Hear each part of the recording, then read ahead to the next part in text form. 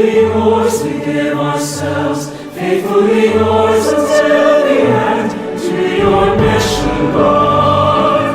We give our hands to your vision, Lord. We give our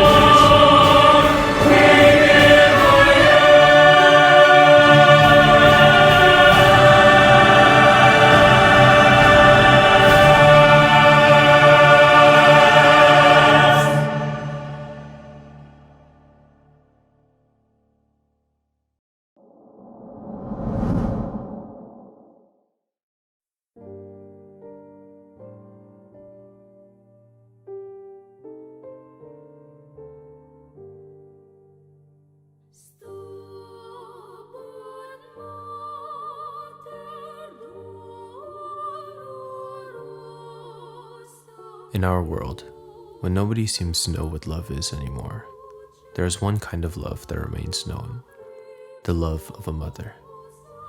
A maternal love that bears all things and gives all things to her children. A mother loves her child with her own life. Therefore, it is crucially unimaginable the pain that a mother goes through when her child is hurt. This pain is the same pain that Mary felt when her son Jesus suffered and died.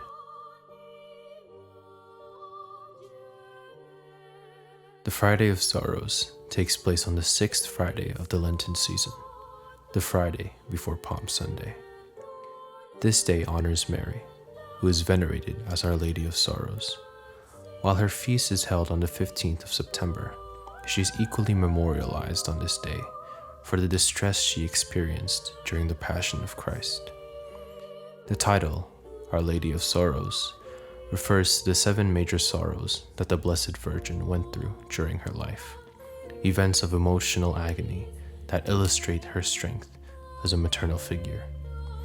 These sorrows are the prophecy of Simeon, the flight into Egypt, the search for the child in Jerusalem, Mary's encounter with Jesus on his way to the cross, standing at the foot of the cross, the crucifixion and descent from the cross, and assisting at the burial of Christ. The Friday of Sorrows is most particularly celebrated in countries with heavily Latin-rooted cultures, as it marks the beginning of Holy Week. Among these countries are Mexico, Italy, Brazil, and of course, the Philippines. In the Philippines, Our Lady of Sorrows is more commonly referred to as the Mater Dolorosa, among other names, such as the Virgen de la Soledad, Nuestra Señora de los Dolores de Turumba, and many more. While the devotion to the Mater Dolorosa is generally known to be a furtive matter, its popularity among Marian devotees makes it fairly evident throughout the country. In fact, the majority of parishes have their own image of the Sorrowful Mother, which they venerate, especially during the Lenten season and Holy Week.